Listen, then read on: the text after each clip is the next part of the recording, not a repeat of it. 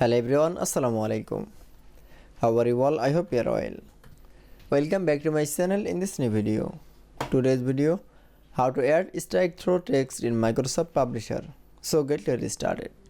At first open your Publisher document. In this video, I will show add strike-through text. Now select from a text option. Now go into the home menu option. Then click for a font setting option. Now we then show the interface, then we show the more setting, then click for a strike through tick mark, then click for a OK. That's it. Now you can see select from another text. Now going to the home menu option, then click for a font setting option, then click for a strike through. Now for OK. That's it.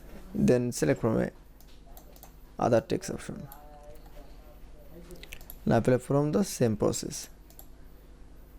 Now for OK. That's it. I hope to enjoy the video. Please like, comment, share and subscribe my channel. Thanks for